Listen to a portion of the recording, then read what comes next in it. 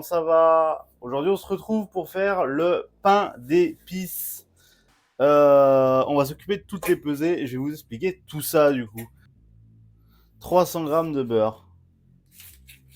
On attend que le beurre soit fondu. Après, comme ça, je vous dis les quantités. Alors, c'est des quantités un peu ménagères, comme je dirais, parce que c'est calculé à la cuillère à café. Parce que sinon, ça fait des poids trop petits pour les balances. Et du coup, j'arrive juste pas à les peser. Donc c'est des quantités en cuillère à café. Un peu relou, j'aimerais bien calibrer ça net, mais il faudrait une balance de précision pour le faire. Mon petit papier, mes petites épices.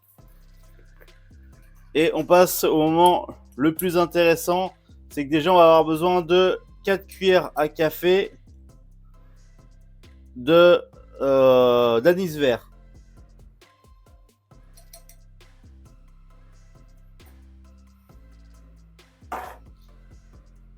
Ça, c'est mon anis vert.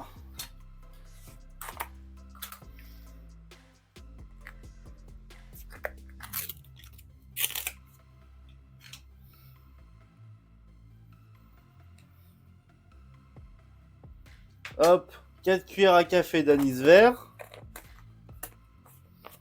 On va avoir besoin de 2 cuillères à café de cannelle. Si je ne me trompe pas, c'est celle-là, la cannelle.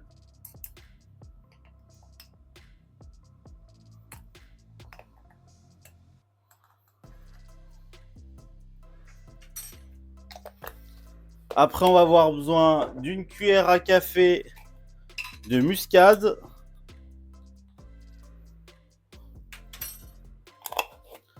Après, on va avoir besoin... Non, j'ai dit une cuillère à café, non, 2 cuillères à café, je suis con. J'ai doublé la recette.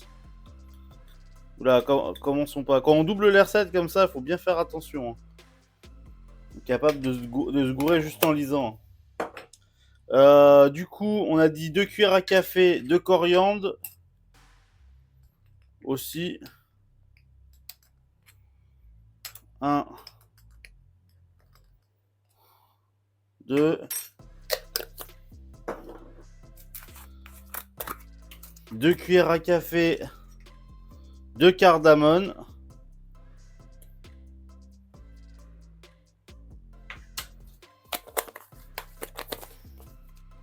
Une cuillère à café de clou de girofle.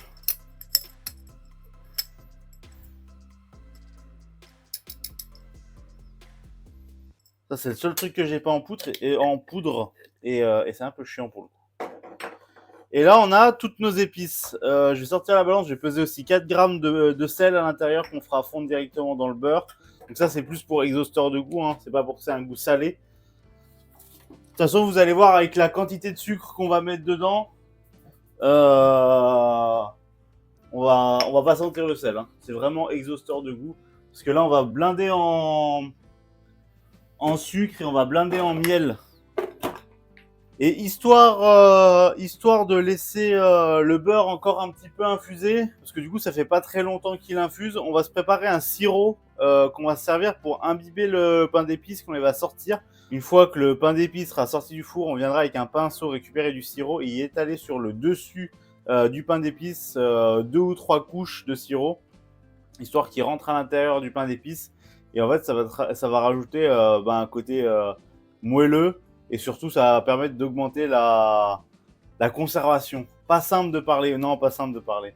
Donc, on va envoyer un petit sirop. Alors, le sirop, on en a déjà fait plusieurs fois. Nous, ce qu'on appelle le sirop, en général, c'est un truc tout simple.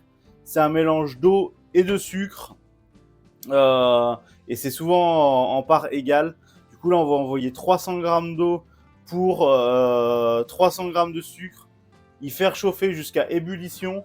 Dès que ça bout, on s'assure qu'il ne reste plus de grains de sucre dans notre mélange et ça veut dire que notre sirop est prêt. Alors, petit retour sur le pain d'épices. Du coup, je refais un point. On a 500 grammes de miel juste ici. On a 500 grammes de farine de seigle juste là.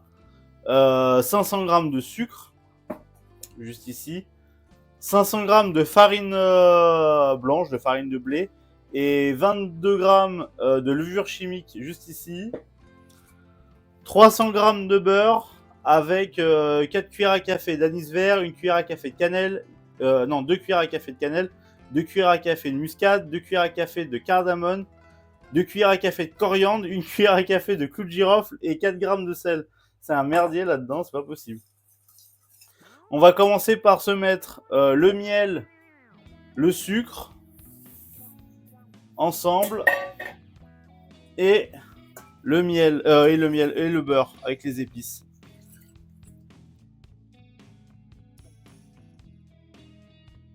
Là, on a déjà notre mélange. On va commencer à y ajouter notre farine. Et des fois, je fais fondre le miel et le sucre ensemble. Mais le problème, c'est que vu que c'est trop chaud, c'est pareil, ça peut aussi renforcer tout. Donc j'évite. Hop.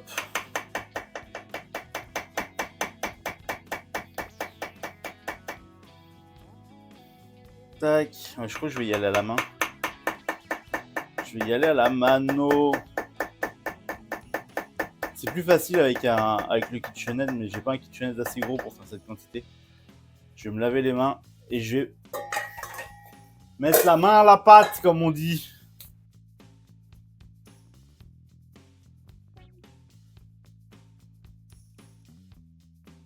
Putain, elle est plus raide que d'habitude, la pâte. Ça fait presque un pain d'épices pour faire des décors. Vous savez, comme des petites maisons en pain d'épices et tout.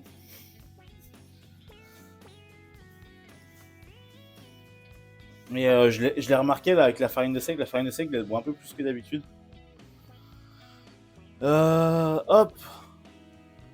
On va couper ça avec de l'eau. Histoire de pouvoir les mettre en moule.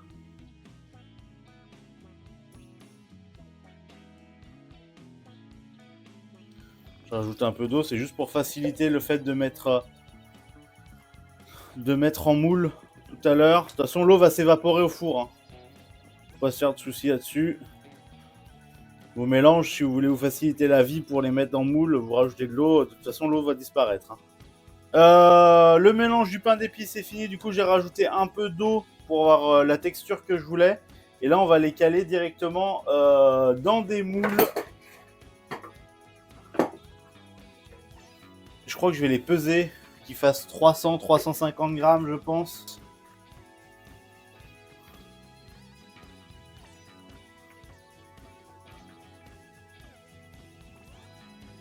« 316, bah non, on va se faire des moules à 400, je pense, alors. 350, non, on est à 400, là. En 400, je pense que ça va être bien.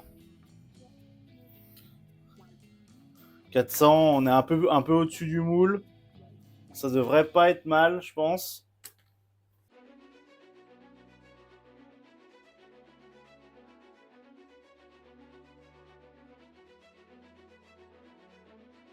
Et là, vous allez pouvoir me voir.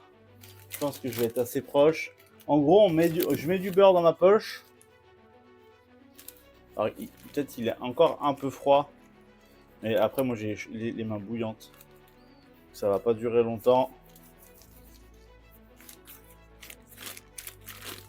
Mais en gros, je vais venir avec le beurre et la poche et je vais tracer un trait du début de mon pain d'épices jusqu'à la fin de mon pain d'épices et ça fait une ligne. Hop, de beurre. Juste comme ça. Hop. Juste comme ça, une grande ligne de beurre. Et en fait, au début de la cuisson, vous allez avoir votre beurre qui va fondre. Ça va faire un trou carrément dans votre cake. Et au moment où la levure va commencer à agir, et ben en fait, ça va éviter le beurre et vous allez avoir une fosse au milieu. Vous savez, bah, comme les cakes qui se relèvent par le milieu, ben voilà, on va avoir exactement ça. Ça évite que vos cakes ils craquent un peu de partout où ils veulent.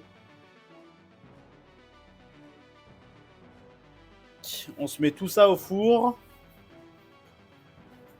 Du coup, le four est à 170 et je pense que ça va cuire pendant une trentaine de minutes.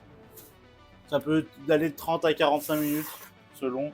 De toute façon, assez facile pour savoir si votre pain d'épices est cuit. Vous faites le test du couteau. vous trempez le couteau dedans. Si ça colle au couteau, c'est pas cuit. Si ça colle plus au couteau, c'est que votre pain d'épices est cuit. Et ça y est, c'est l'heure de sortir les pains d'épices. Ils m'ont l'air bons. Hop.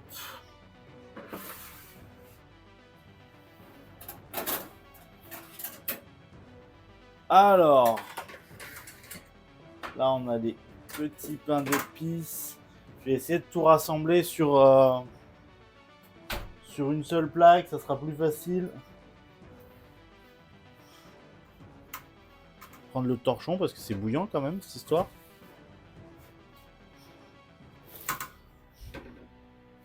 Hop. Ah non. Ah non, tombe pas. Hop, hop, hop. On n'a pas testé le couteau. Ça. Et ça, c'était la deuxième plaque. Non, c'est bon. On est bon, on est bon. Ouais, j'ai vu les premières pointes qui commençaient un petit peu à noircir. Donc je pense que c'était bon. À vue d'œil. Hop, ça à la plonge. La grille, on se la met au four.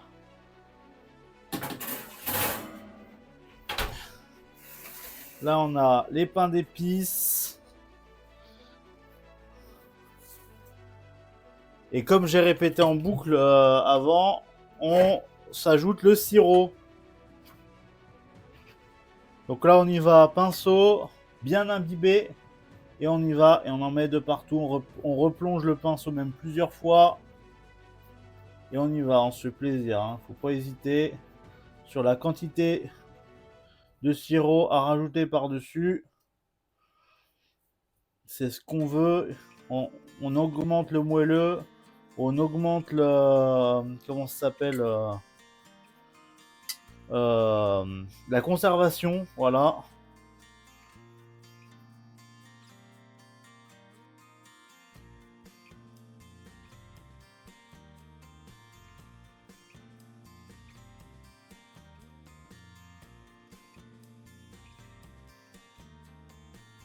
Du coup, j'ai mis 4 coups de pinceau de sirop sur tous mes pains d'épices. Là, je vais attendre qu'ils refroidissent tranquillement. Je vais les filmer bien hermétiques pour bien que ça conserve l'humidité et qu'ils ne sèchent pas trop vite. Si vous en faites beaucoup comme moi, je vous conseille de les congeler. Vous en sortez un la veille de quand vous voulez le manger. Et ça se conserve au congèle assez longtemps. Et même si c'est pas au congèle, une fois que c'est filmé, franchement, vous pouvez facile y laisser 1 à 2 semaines tranquille. Hein. Ça ne bouge pas avec la quantité de sucre, de miel qu'on a ajouté dedans. On est large de chez large. Sur ce, j'espère que cette vidéo vous a plu. Si elle vous a plu, n'hésitez pas à lâcher un petit pouce bleu. Écrivez-moi en commentaire si jamais vous avez des suggestions de prochaines recettes ou des questions sur cette recette, s'il y a des choses que j'ai mal expliquées. Et on se retrouve du coup la semaine prochaine pour de nouvelles recettes. A plus tout le monde!